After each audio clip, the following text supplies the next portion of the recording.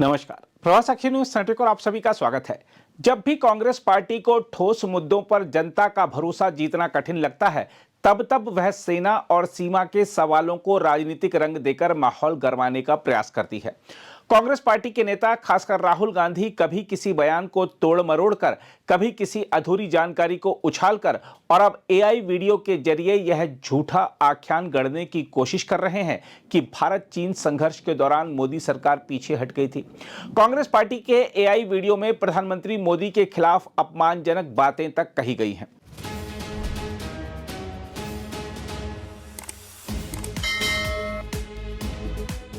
Congress party के आधिकारिक social media handles पर जारी वीडियो में यह दिखाने की कोशिश की गई है कि चीनी हमले के समय भारत की सरकार ने सेना को स्पष्ट आदेश नहीं दिए और जवानों को उनके हाल पर छोड़ दिया था।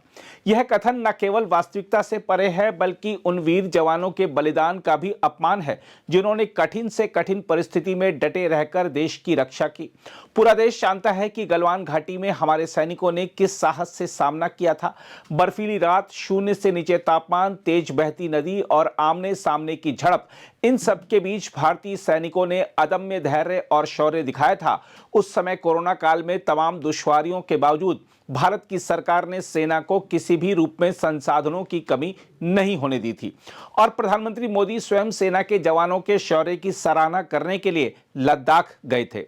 कांग्रेस पार्टी अपने एआई वीडियो में भले भारत की हार का ऐलान कर रही हो, लेकिन उसको पता होना चाहिए कि अंतर्राष्ट्रीय स्तर पर भी अनेक जानकारों ने माना था कि उस संघर्ष में चीन को भारी क्षति उठानी पड़ी थी। एक विस्तृत जांच पर आधारित ऑस्ट्रेलियाई समाचार पत्र क्लैक्सन की खोज ने यह निष्कर्ष निकाला था कि चीन ने अपने सैनिकों की हानि को बहुत कम करके बताया था।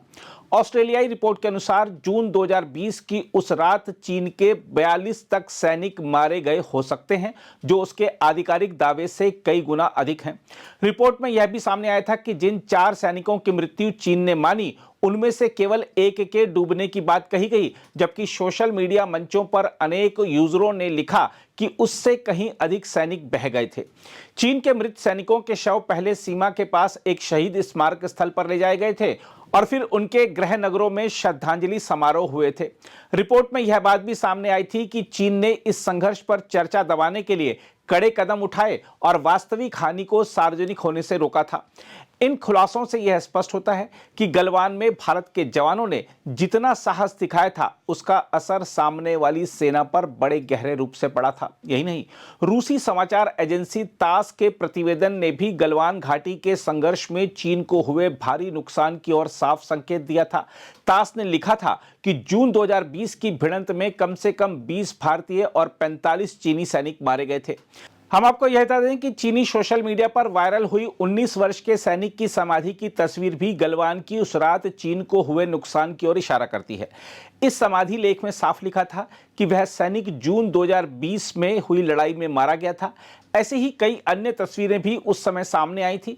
माना गया कि चीनी सेना के भीतर असंतोष के कारण ही ऐसे खुलासे बाहर आए थे। हम आपको बता दें कि उस समय भारत ने अपने 20 वीर सैनिकों के शहीद होने की आधिकारिक घोषणा की थी। दूसरी ओर अब सवाल यह उठता है कि एक गंभीर और जटिल प्रसंग को कांग्रेस पार्टी की ओर से राजनीतिक हथियार बना देना क्या उचित है? यदि कोई दल एआई से बना वीडियो चलाकर यह कथा गढ़े कि सरकार ने सेना को बेसहारा छोड़ दिया था, तो यह केवल सरकार पर प्रहार नहीं है, यह सेना के मनोबल पर भी चोट है। सैनिक जब सीमा पर खड़ा होता है तो उसे भरोसा होता है कि देश, सरकार और जनता उसके साथ है। यदि भीतर से ही संदेह के बीज बोए जाएंगे तो उसका असर दूर तक जाता है। लोकतंत्र में प्रश्न पूछना विपक्ष का अधिकार है, पर प्रश्न और प्रपंच में अंतर होता है।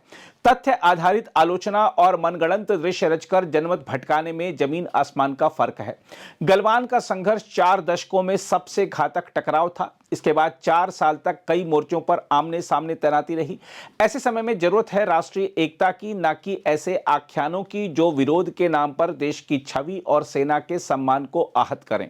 राजनीतिक लाभ के लिए सेना के बलिदान को विवाद में घसीटना खतरनाक परंपरा है। असहमति लोकतंत्र की शक्ति है, पर असत्य का सहारा लेकर असहमति जताना लोकतंत्र को कमजोर करता है। देश की जनता समझदार है। वह जानती है कि सीमा पर खड़ा जवान किसके लिए लड़ता है। वह यह भी देखती है कि कौन उसके शौर्य का सम्मान करता है और कौन उसे अपने राजनीतिक कथानक का साधन बनाता है। समय आ गया है कि राजनीति का स्तर इतना ऊंचा रखा जाए कि राष्ट्रीय सुरक्षा और सैनिकों के सम्मान पर कोई आंच न आए। यही सच्ची राष्ट्रभक्ति है, यही जिम्मेदार लोकतंत्र की पहचान है। बहरहाल, आइए आपको एएनआई का एक पॉडकास्ट दिखाते हैं जिसके जरिए आप जानेंगे कि तत्कालीन सेनाध्यक्ष नरवणे ने गलवान संघर्ष को लेकर क्या-क्या जानकारी दी थी। General Narvane, when China tried to alter the status of the line of actual control, this was in May 2020. At that time, you were the army chief. Tell us what happened then and the subsequent months, because the tension continued, the aggression continued for several months. And what was the situation then, and how did you deal with it? Well, you see, China has been trying to alter the status quo along the LAC for many years and decades, in fact. Mm-hmm.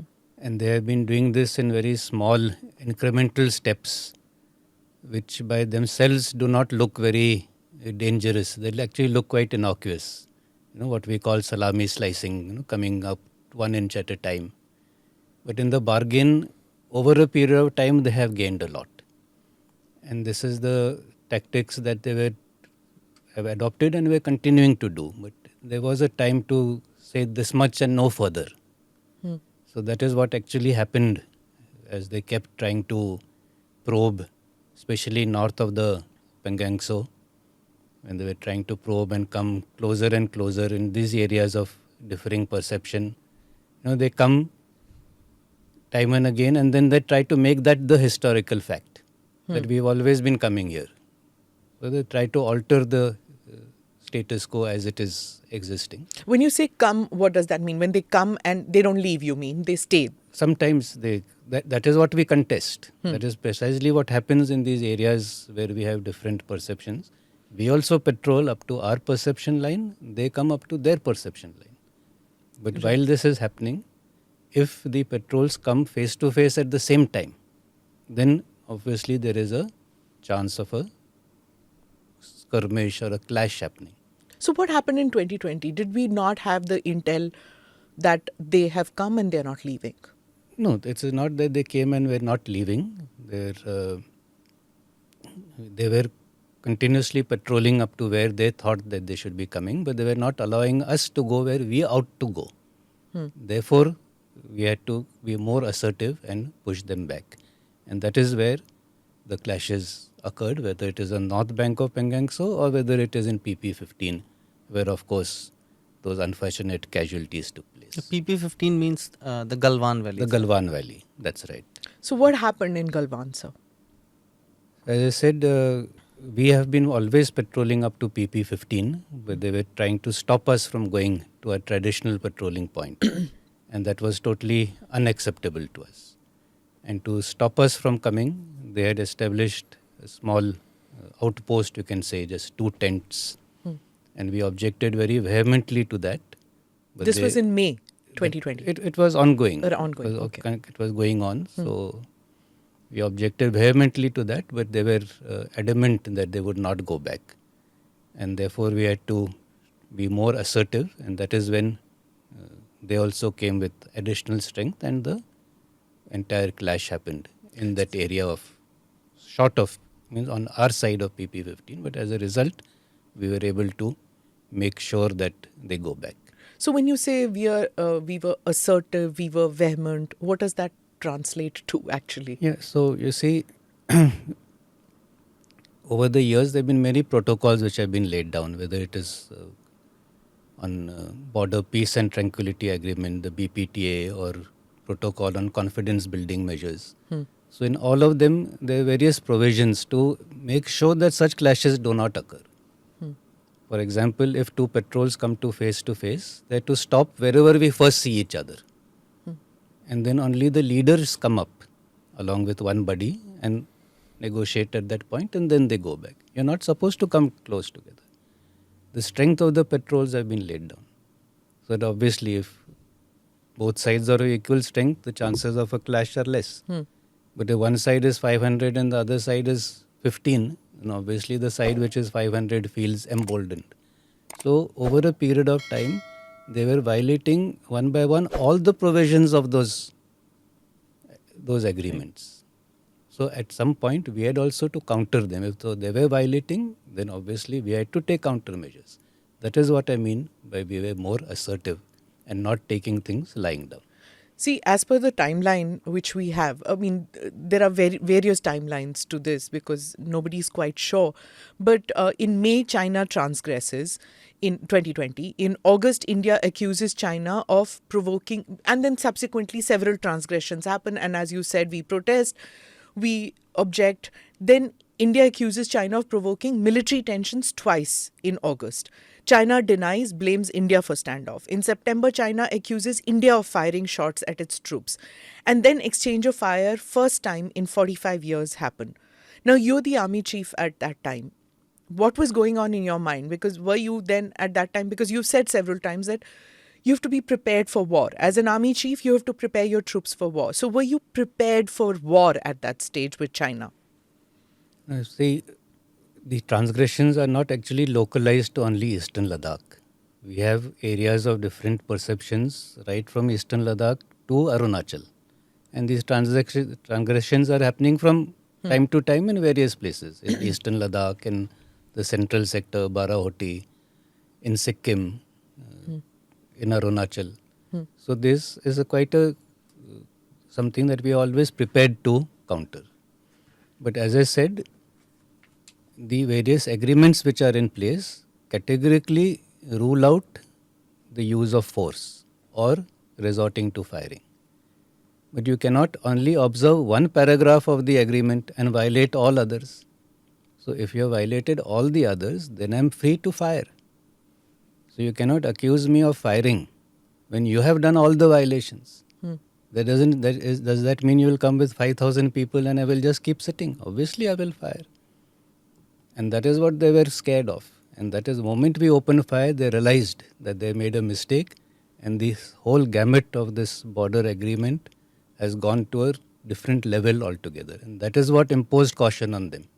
For the first time ever, they were cautious that this tactics or this strategy of theirs of trying to overwhelm by superior force will not work in the face of India retaliating. India retaliating or opening fire. Right. For the benefit of our listeners and viewers, one second, Ajit, I'm just going to come to you. I'll just, because there are many instances when we talk about it, but, as journalists, you and I might understand.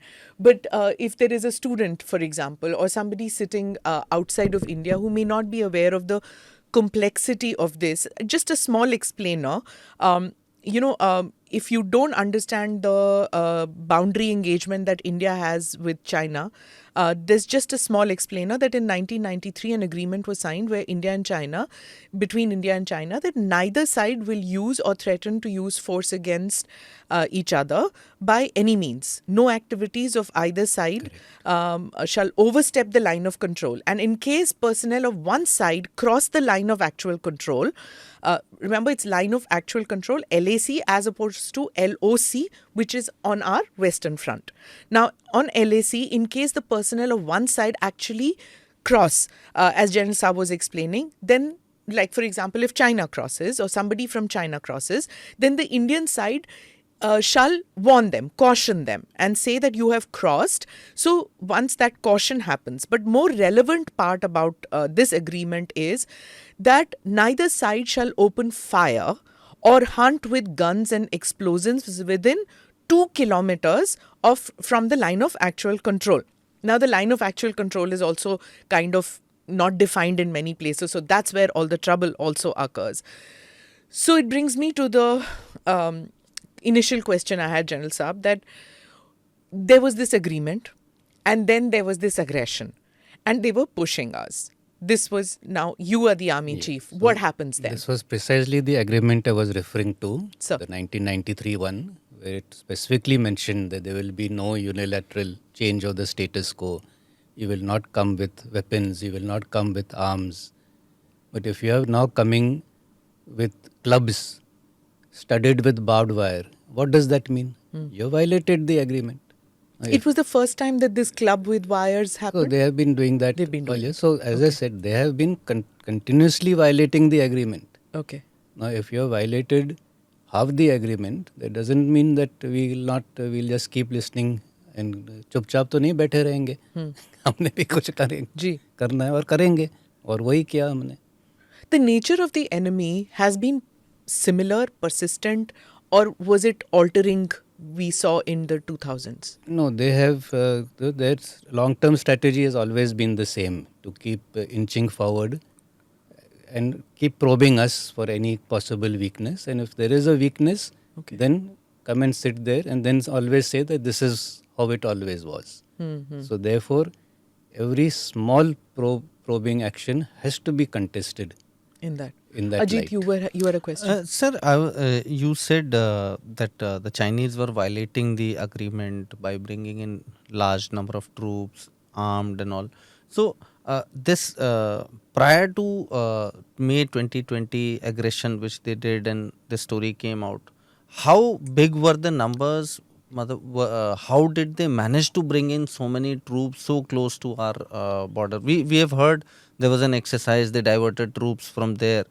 But how did we know that this is happening? No, see, whenever patrolling is going on, we always come to know that the patrols are there and are coming. We just mentioned about Yangtze at the beginning of the talk. So when they're assembling, we do come to know that they're assembling. So it's not that you're taken entirely by surprise. But the fact is that we don't expect them to violate an agreement. So it is an agreement that is being violated time and again. So that is the point to note, that if you are violating the agreement, then we reserve the right to take any action that we deem fit. So this agreement was signed, decades ago. But how do you, as an army chief, tell your men to defend a hot border with no weapons? How are you going to instill in your men and women now that confidence to? There's a hot border. You have an enemy which is coming at you. How do you defend it? So I will like to clarify, when you say no weapons, we carry weapons. It is not that weapons are not carried. But that is where our men have to exercise great restraint, that in the face of provocation not to fire, because we are, as gentlemen, following the agreement. But when the enemy or when the PLA was violating these agreements, then we also told them that if they are violating, then you are free to take whatever actions you want to take in your self-defense. What is the weapon that that is carried, if I may ask, and where is it carried? Is it carried on the body of the soldier who's there, Yes, or yes. is When it you go for a patrol, you go totally armed and expecting the worst. a firearm? Yes, a firearm. You carry your rifles, you carry your light machine guns, you carry your ammunition. You're ready to meet any eventuality. It's not that you'd go patrolling with just dandas in your hand. It's not that. Okay. So there was somewhere it came that the Indian troops were unarmed. I'm sorry, that is not a correct statement which came or report which came at that point.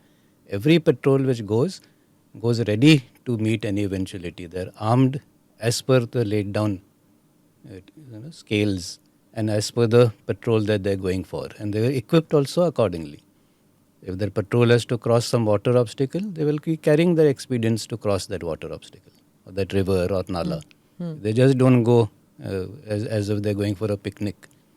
Right. So it's a little hard for us to understand that that an Indian soldier is carrying a weapon. He sees his unit chief being killed and doesn't use his weapon. That is why there was this outrage that how. Why? Yeah, so although we did not fire, we also resorted in a similar vein. So you see that it was always a question of who will open fire first. So since we felt that we had the measure of the PLA troops over there, we also countered them in the same way that they were sort of taking action against us, which was basically by the use of non-lethal, that means not actually firing, although casualties did occur by other thing that if they were carrying sticks, then we were also carrying sticks. And sir, we have after the first instance where they used the barbed wire clubs and all these things, we have also now started using the such sticks with spikes and all. See, we would still like to maintain that we are a 21st century army. To start going back to clubs and barbed wires is going back to prehistoric times. I think it is a very regressive way of going. We would still like to maintain that we, in warfare also there are certain rules. It is not that you just do whatever that you want to do. Right. So we would still like to maintain a professional stance, and therefore rather than resort to wielding clubs, we rather open fire. That is how our army fights. Correct. By using the weapons at their disposal and not getting into fisticuffs. Is there any other parallel in the world where two armies or two neighbors have decided that we will use these clubs and monkey, what is it called? Monkey web, something it is called. So that is precisely what I'm saying. Are we hooligans? Are we mafia?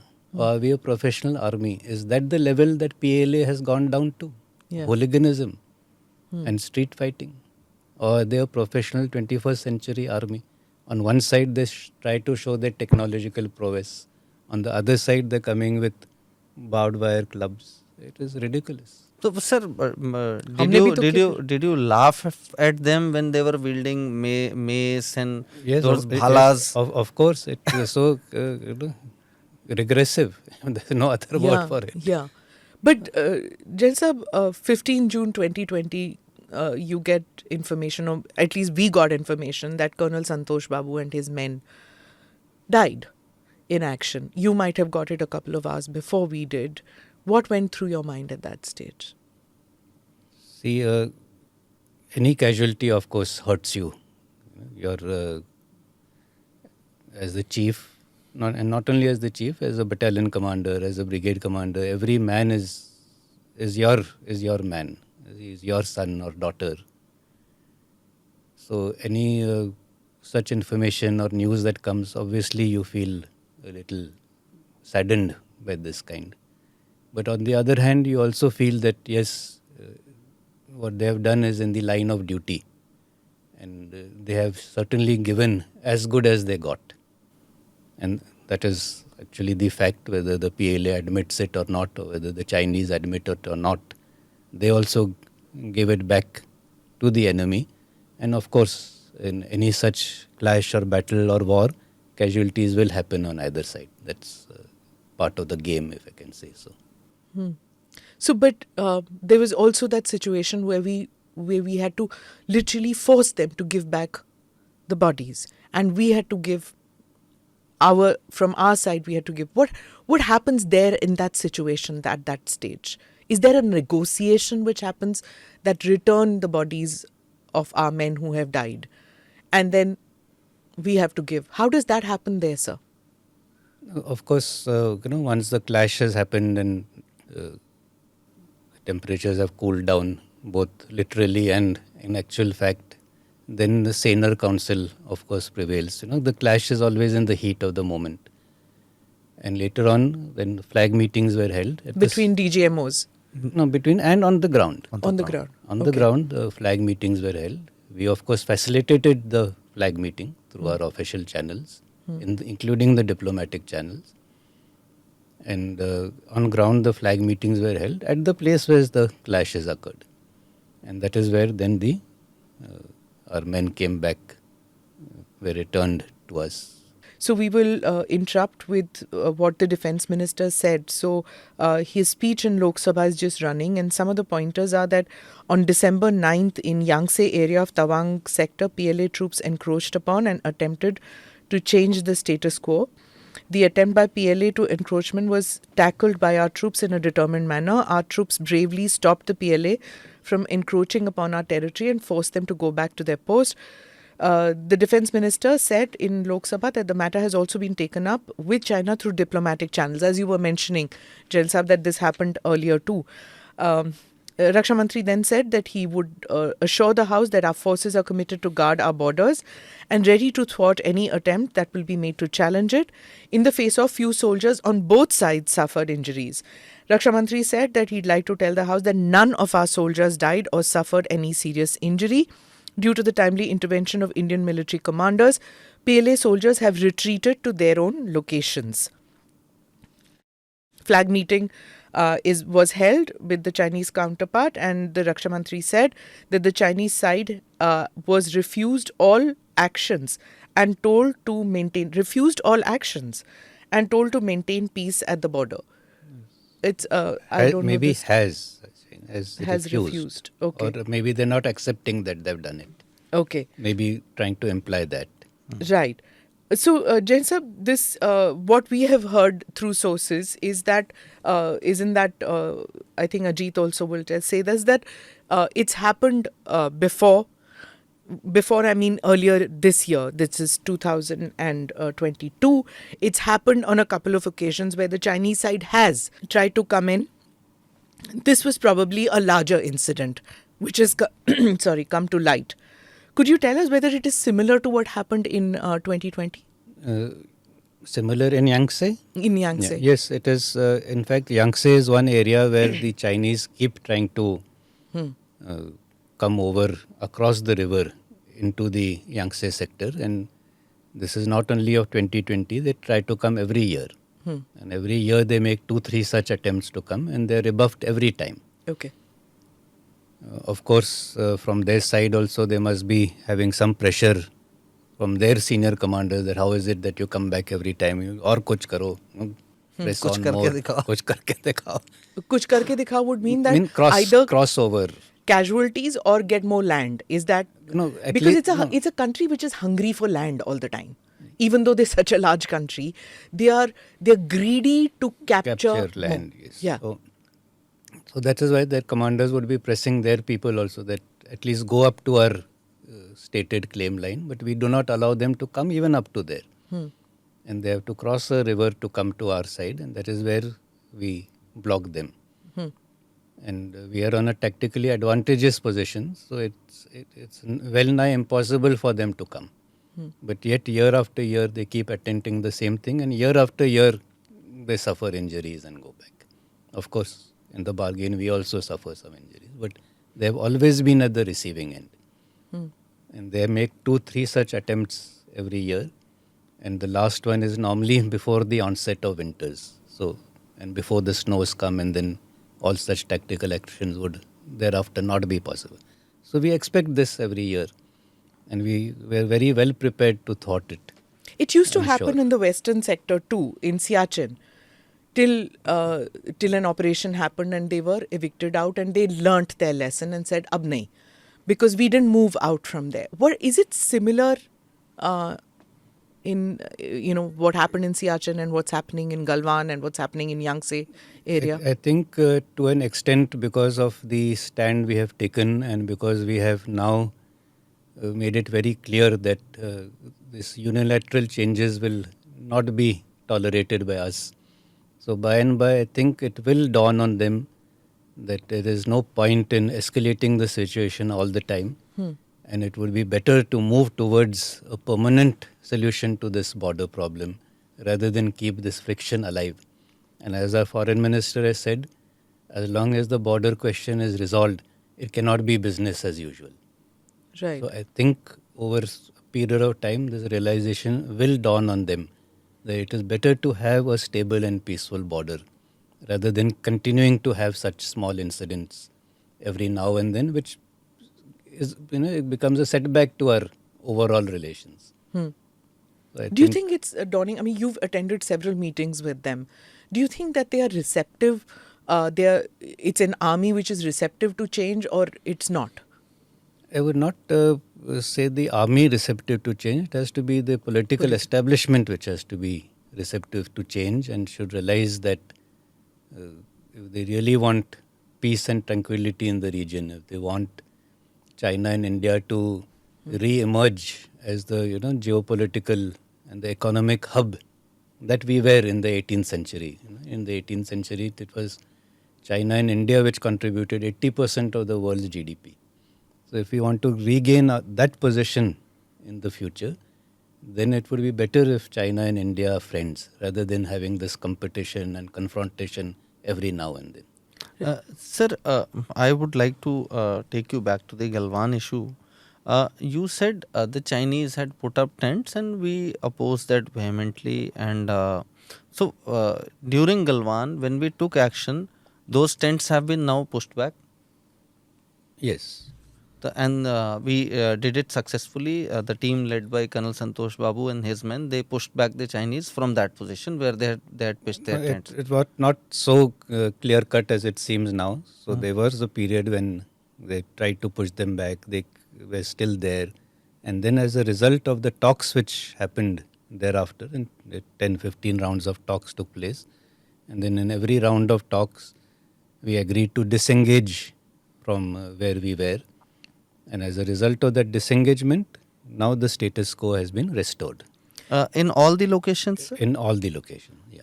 So, and can we say that the status quo which the Chinese wanted to change unilaterally post 2020, from May 2020, we have gone back to the older positions after the several round of talks which we have had. That's right. So post the several rounds of talks, the status quo as of April 2020 has been restored.